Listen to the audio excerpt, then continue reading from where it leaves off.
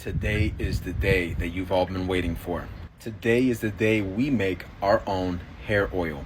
And that is why my hair looks all crazy, so don't mind it. This is gonna be a longer video, so stay around to see all the ingredients and how I apply it at the end. This hair oil is gonna have the intentions of not only bringing in new growth, but strengthening the hair follicles and also soothing the scalp.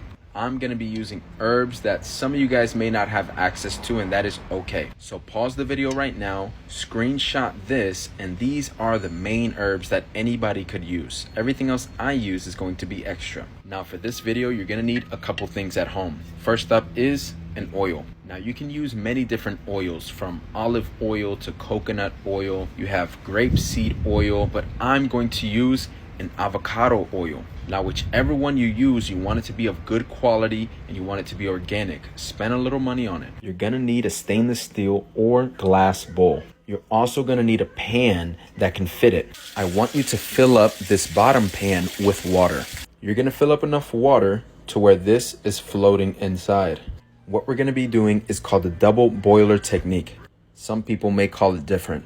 What we're gonna do is get this water to boil, which is going to heat up the oil inside here. Now what that does is it protects the oil from being direct in contact with fire, because when oil gets too hot, it is going to start releasing free radicals and basically just destroying the quality of the oil. The measurements used in this video is not going to be exact.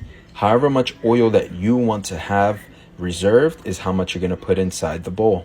For me, I'm going to gift it to a couple people, so I'm going to be making a good amount. Now that you got your oil in there, you can go ahead and turn on your heat. I got my herbs right here. It's a combination of about 6 or 7.